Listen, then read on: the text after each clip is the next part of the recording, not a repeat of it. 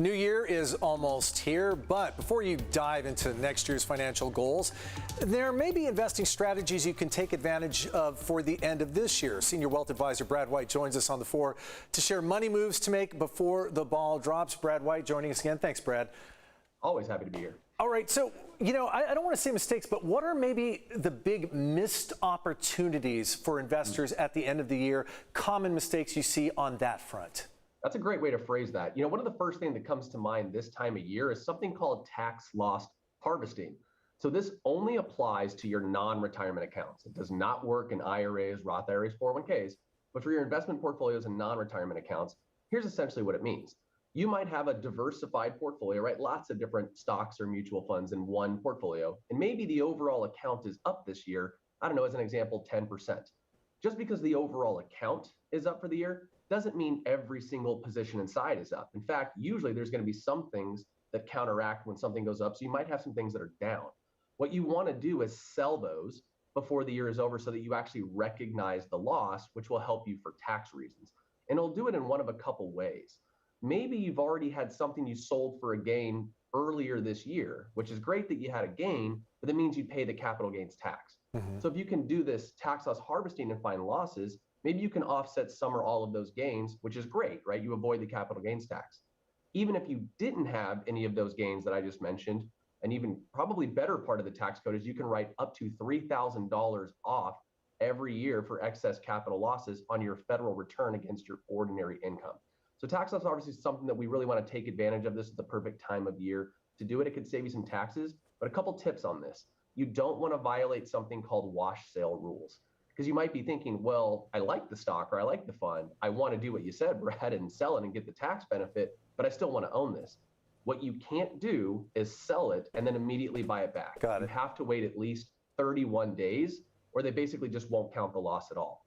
Kind of the pro tip here is that maybe you find something that's in a similar category, something that's not the same, but relatively kind of in the same category. And that way you're not out of the market for 31 days. You can still get some growth, but actually still recognize the tax losses that happen at the same time. One final note about this is different than basically any other year in my career. And that a lot of people are actually purposely trying to find gains and sell now, which seems counterintuitive. And nothing is final yet, so just know this is not a formal recommendation, but this Biden tax plan proposal is maybe capital gains tax will rise next year. And so there's some people that are taking advantage of maybe the current tax rate today, sell it before that might change in the future. Sounds like that's a little bit of gaming with that one. Not sure how that's going to play out. So those are some very technical ones and a very interesting approach in maximizing and minimizing your capital gains. One of the most common tools people have for their retirement is a 401k. What are things they can do at the end of the year if maybe they haven't maxed it out? Yep, that's the perfect way to phrase it again, Carlos. So if you've got a 401k or whatever your company sponsored plan is, there's only a maximum amount each year you're allowed to put in there. And so if you haven't maxed it out yet and you have the ability to do that, you really always should. It's a great financial strategy. And so there's still one or maybe two paychecks left for you during the year. If you can go in them now and adjust your 401k contribution settings, maybe that allows you to still max it out before the year's over. There's one other little thing here too that is kind of a nuance to what's happening right now. I didn't want to fail to mention.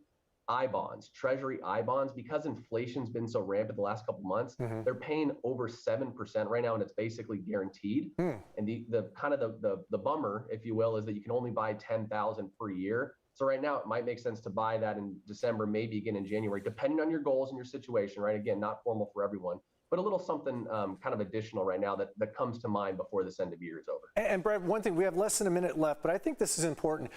If you know that you're going to be pulling money out of one of your accounts in the coming 6 months, you might want to think about doing it right now for tax purposes, correct? Or splitting it up? Yeah, the splitting it up is perfect. So we typically don't recommend people pull, large amounts out of an IRA or 401k. That's going to hit you hard in taxes. Right. But if it's unavoidable, sometimes, I want to pull 50,000 out of my IRA for X, Y, or Z reasons. Well, this is a perfect time of year to pull maybe half of it in December and half of it in January. So you split that taxable part up into 2 years, which could keep you into some lower brackets if that's the route that you're going to go. All right, Senior Financial Advisor Brad White, thank you for the detailed answers as always. Happy holidays, and we'll see you again soon.